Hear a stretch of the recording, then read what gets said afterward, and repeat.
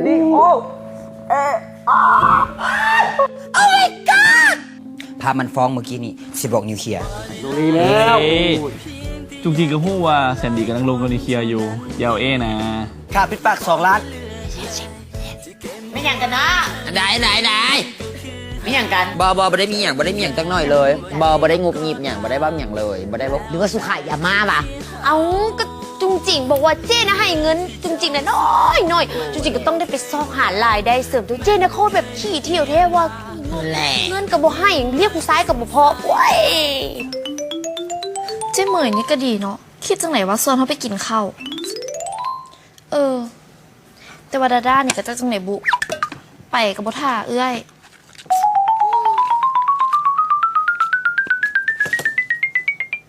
พ่องามแล้วหรือยังงามเลยงามละลูกสาวพ่อคือแต่งตัวงามแท้อุ้ยพ่อ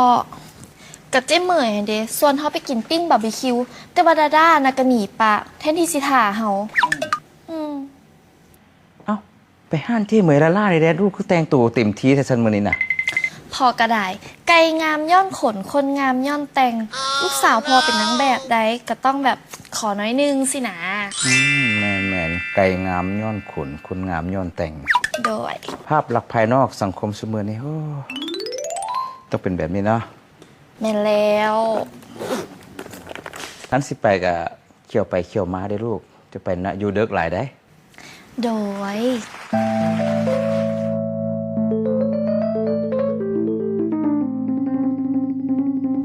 บ่ได้หลายใจเพียงแต่อยากเก็บไว้หลายคนเท่านั้นเองอย่าบอกให้เลือกเลยจะเก็บเอาไว้ทั้งหมดนี้มันก็คือหา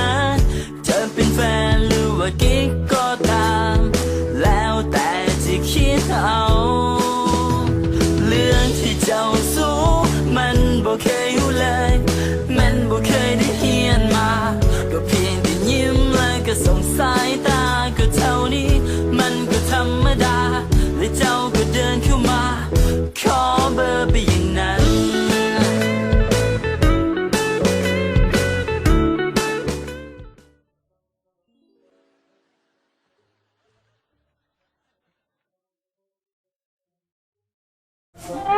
เฮ้ย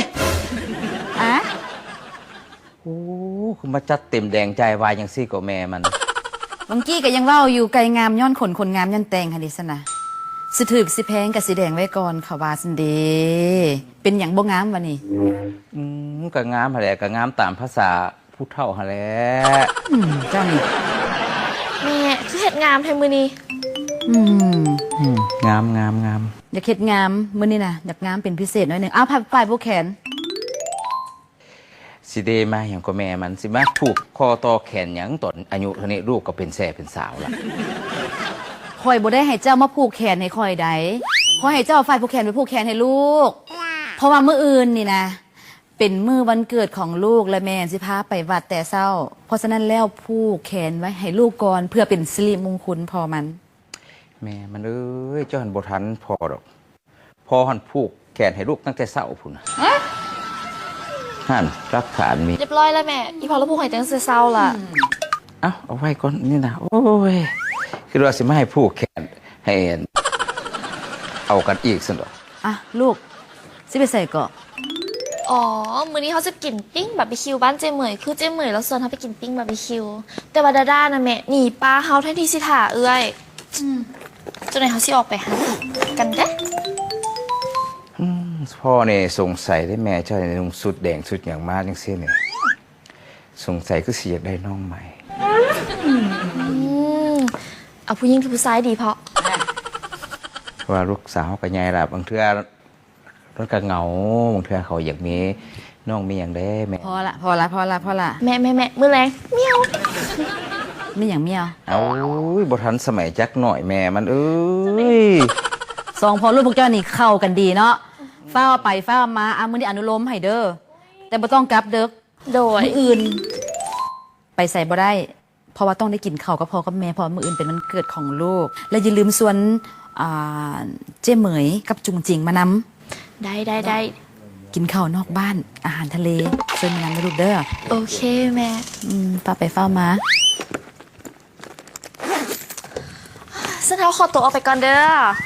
บ๊ายบาย เอาให้ไปให้มาเด้อลูก โดย แม่มันคือบ่ผูกแขนให้ลูกก่อนซะนะ เอาลืมย่าว่าเป็นหยัง เดี๋ยวลูกกลับมาก่อนฉันสิพูก โอ้ยพ่อตกใจคิดว่าสาวคาราโอเกะมือนั่น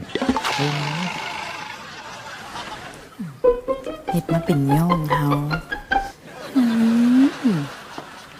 ป่านว่าฮู้บ่ทันเพิ่นแน่นเนาะ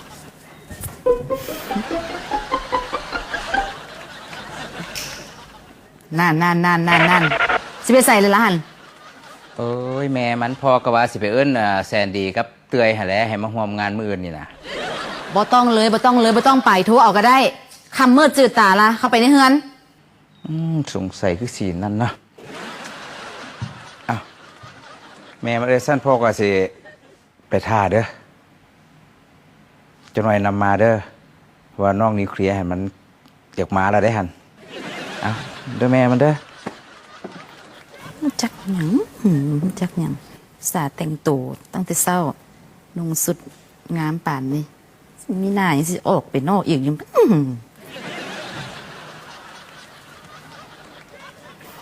สนับสนุนโดยเคลียร์เย็นสดซื่นคันแคร์บกลับมาอีก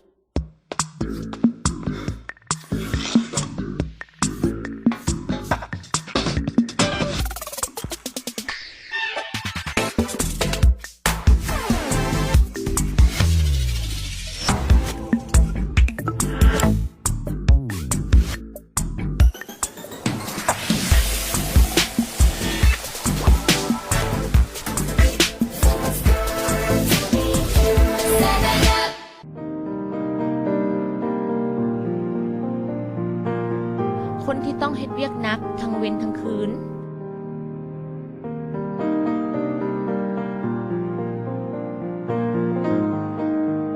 ไกลมั่นใจในน้ำยาหยอดตานิววีโรโตที่มีสารคอนไดตินซูลฟัต วิตามิน B6 และกรดอะมิโน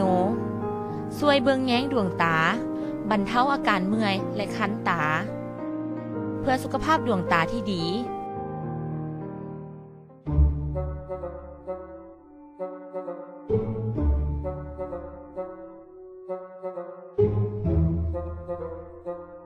เย้แล้วแต่ยังกินนี่อยู่ มันใหม่เจ๊ร้อน บุงยูดอกบ่ได้เล่ดอกสีมันต้องเป็นสีให้มันทึกน้ำซอส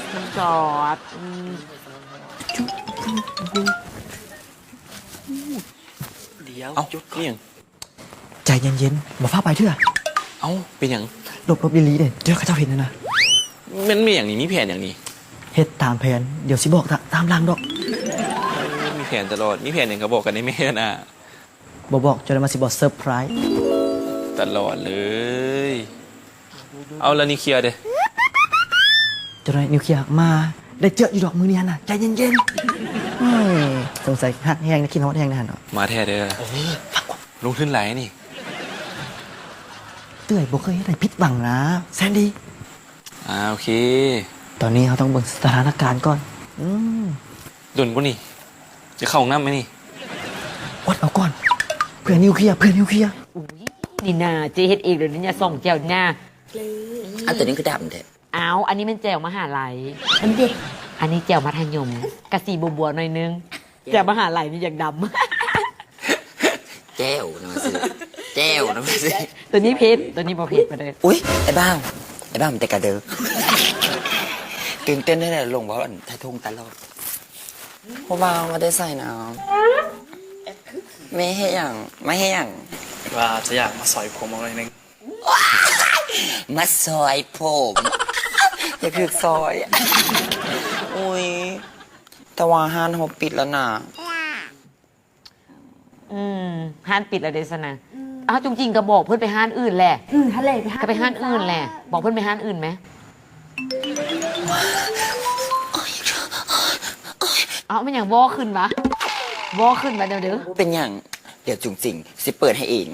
เจ๊ เสียงสูงเทก็ เปิดห้างซามวันนี้นะดูหันอยากถึกซอยได้บอก จะก็เบิ่งดูอุ้ยคือแซ่บ โอ้ไปเถาะบึงยากว่านี่นะ โอเคเลยไปไอ้บ้าว เห็นผู้ชายเธอใดนี่โตนี่สันดิ นั่ง อย่าลืมเก็บเงินเด้อ เก็บ ผู้ชายมันยามได้นำมันให้เขาซอยฟรีตลอดขาดทุนย้อนมันนี่แหละซอยผมกระซอยผมเลยมันให้ซอยฟรีไม่กระซอยฟรี เจ้าเอาเงินให้มันหน่อยมันเว้าอีกเนาะ มันน้อยแล้วมันบ่ได้เอาน้ำลูกค้าได้ไม่ให้เขาซอยฟรีกันยังวะ สบายดีเจ้ หยุดมันยังหมดเวลาใจเย็นๆได้ไหม มีอย่างยี้นิวเคลียร์กับมาแล้วดิเสียวเดย์ จังไรก่อนจังไรแผนเอาสิบสำเร็จนี่ อย่างก็ถ่าตลอดเลยวะ เริ่มใหม่กับโตแล้วได้แสนดีเลยเย็นหูอยู่ว่าฮักกันแหละแต่ก็ต้องใช้เวลาหน่อย กินไหม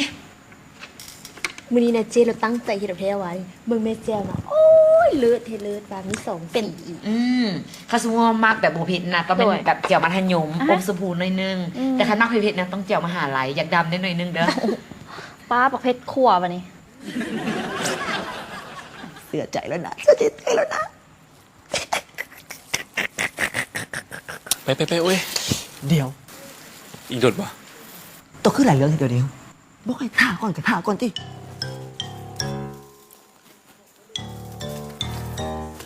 โอ้ยวันนี้นะอากาศหนาวเด้หนาว ฮันแหละได้ก็รู้สึกฮ้อนโอ้ย ไม่อย่างเกาะเด็กน้อย2คนนี้ผู้นึงก็หนาวผู้นึงก็ฮ้อนสูมาคนละโลกหว่าหรือว่าจังเด้อโอ้แนวเด้อ แต่แซ่บเนาะ เคลียร์มาก็ดีละปิ้งอันนี้ทาเจเด้อเจสิไปเวียงน้อยนึง เอาไปใส่ เดี๋ยวเขาไปเฮ็ดเวียกก่อนสนะเดี๋ยวเขาออกมากินน้ เคลียร์หากะมาสิหนีป้าเคลียร์หวะ แต่เวียกอย่างน้อเวียกอย่างน้อ โอ้ยไปซ่องแนวมีแหงไปเวียงน้อยนึงจะได้มาจะสู้กินเหมือนป่าเจได้โจไม่ให้เจกินนะเจยังไม่ได้กินอันเดินจากน้อยเลยได้นี่นะหิวแหละเจฟ้าวไปแล้วเจสีฟ้าวมาเด้อ แท้บอก แท้โจไม่ให้กินแน่ ชิโจงบักลินไม่ให้ ก็ดีได้ก็ดีต่อสุขภาพทรงผมและขนขี้แห้บ่แม่นคนละเรื่องละเด้อมึงให้เด้อ โอเคเดี๋ยวเบิ่งฮั่นช่วยจุจิกหอม จุงจริงอย่าลืมเก็บเงินเด้อจะได้มา เจ้เมื่อยเนี่ยเราตั้งใจเสียบแท้ว่าเลยเด้นี่ บ่เว้าเลยมาบ่ถ่าเอื้อยบ่เว้า เอ้าจุงจริงน่ะมันมาดึงมาดิสนะ มันเผ็ดอย่างนี้ไม่ใช่ได้ผลด้วยนี่ นะบ่ต้องที่ยังนะใจเย็นๆสำเร็จแน่นอนมือเนี้ยจะได้แฮปปี้เอนดิ้งอย่าเนียมก็เจ้าลายหู้เลยว่าฮักเขาหัน เอาเดต้ามาดิ ก็บ่เข้าไปปานนี้ฮะถ่ายยังอยู่สันดี เตือนบ่อยเข้าไป กระท่าจังหวะเลยเอาดิ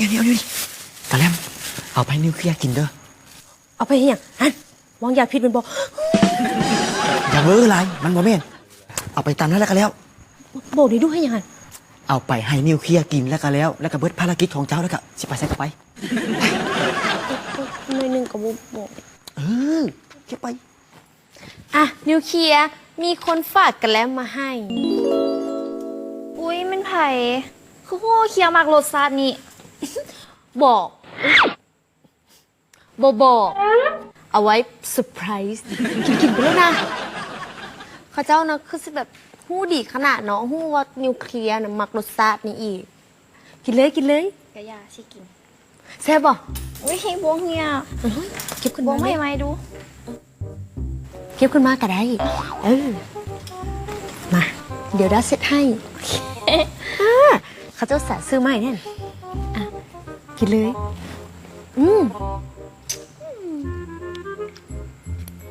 แซ่บบ่ เขาจะพูดได้เนี่ยไปเคลียร์มากรสชาตินี่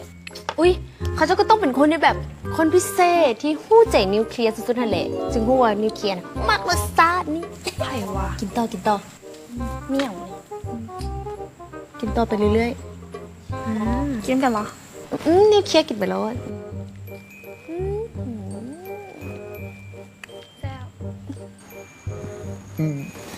ยินดีนำทงนาเด้อที่จะได้สู้ได้แฟนเป็นตัวเป็นตนละ ว่าแบบนี้บ่เคยสำเร็จจักเถื่อ มุมคำใหญ่ๆรถ แหวนเป็นบ่นี่เดี๋ยว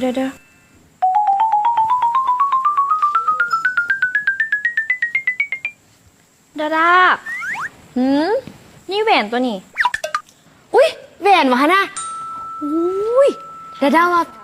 มันต้องเป็นแหวนนำโชคแหละโอ๊ยมาอยู่ในจอกกันแล้วอีกซึ้งๆไว้ก่อนซึ้งๆไว้ก่อนเก็บไว้ไปฮอดบ้านเฮาแล้วกลับไปเบิ่งว่าของเทสหรือของปลอมเนาะ เป็นไปบ่ได้สิมาแจกแหวนสิมีอีหยังบอกมาดี อุ้ยแหวนนำโชค ๆดาดาบอกมาเป็นของไผ่บ่มีดอกแหวนสิมาอยู่ในนี่ได้เอง เออ ดีตามแผนแป๊ะเจ้ายินดีน้ำล่วงหน้าเด้อ ดาดาต้องฮู้ว่าเป็นของไผ่เพราะดาดาเอากระเล่นมา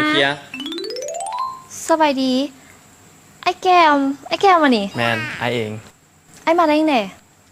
ไอก็อยู่นี่แต่โดนแล้ว อ๋อ เพื่อจะเฮ็ดบางสิ่งบางอย่างให้น้องนี่แหละแต่ตอนนี้ไอก็พร้อมมาได้ที่จะบอกว่าเฮามาพัฒนาความสัมพันธ์ของเฮาให้หลายกว่าไอ้น้องบ่ เขาเบิ่งสถานการณ์ไปก่อนเนาะใจเย็นๆเขาเบิ่งก่อนเป็นไผวะ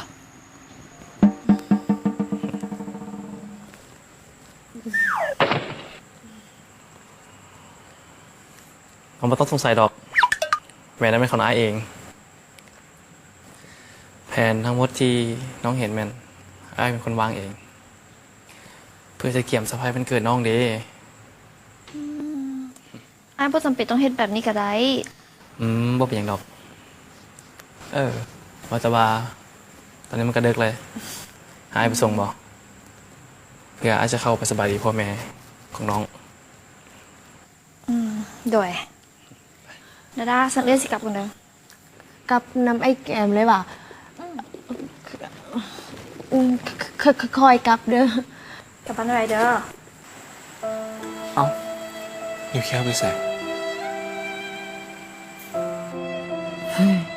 หายวับไปกับตา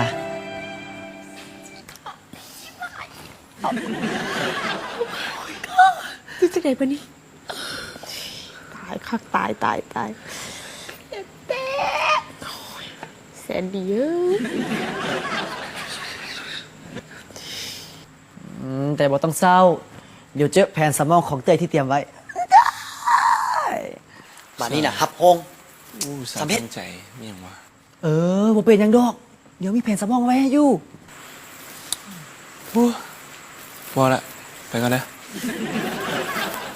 เอ้าแซนดี้โอ้ยเครียดอะไรอย่างก็สักนิดนึงโอ้ยแซนดี้เดี๋ยวคนมาหล่อก็มันเป็น100 เท่าพันเท่าคุณน่ะมันต้องจัดการ สนับสนุนโดยเคลียร์เย็นสดชื่นคันแคร์บกลับมาอีก Hello everybody เอ้าบ่าวสาวอยู่นี่กินหมดแล้วป่ะพากันไปใส่หมดละพากันไปใส่เล่นกับลูกค้าดิสัน เอา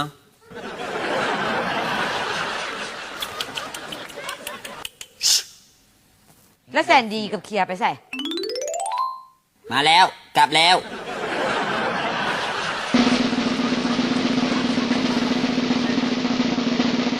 กลับละคือกลับใบแท้ โอ้โห ปกติต้องพาเจ้ก่อนไหนอันนี้เจ้ยังบ่มาบอกว่าแซนดีที่กลับก่อนเจ้ มาหูน้ำข่าวแซนดีกับเมือกับเตื่อยแล้ว ดาด้าดิสัน ย้ำกับเมือคนเดียว เอาแล้วอีล่าเคลียร์เดี๋ยวซะนะ เมือกับลูกค้าเฮา เมื่อกี้ก็ถามอยู่นี่ไหน บางนั้นแหละ อ้าวแล้วมันเป็นถ่ายอยู่ดีคือเมืองน้ำเขาซะนะคันมีอันตรายกลางทางชีวิตจังไหนเอามันเกิดอย่างคืนว่าให้เจ๊ฟังดู โอ๊ยบะโฮเรื่องราวอย่างทางนั้นเมียนี่นะเมียแน่ บูฮูได้ยังไงมึงอยู่ในเหตุการณ์ บอสมาวนอารมณ์เสีย เอ้าอยู่ในเหตุการณ์ว่าบูฮูได้จังไหนวะมึงไม่สู่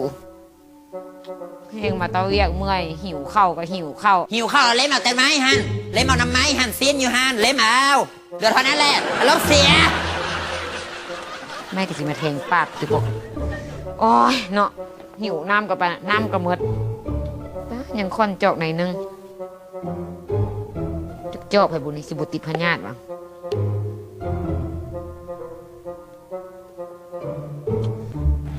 ยดีใจเด้อที่ว่าได้เกิดเป็นลูกพ่อกับแม่ อืม แม่ก็ดีใจคือกัน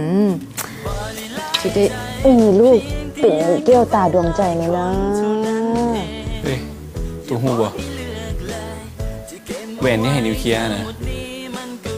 นี่เคลียร์ไปให้ดาด้าเสียได้ ว่าแต่ตัวเห็นกับเจบอกตอนอยู่ตลาดนะ เห็นยัง กระด้าดีอยู่ห้านเพชรนะ หรือว่าอาแคนน่ะนะให้ดาดาไปซื้อแหวนเพชรเพื่อเป็นของขวัญให้นิวเคลียร์ ถ้าเป็นจังซั่นนะเพชรตัวนี้นะต้องเป็นของเจเขาบ่มีอาคำแก้วนะอาเคนก็เอาเจเป็นเมียแล้วเด็ ตา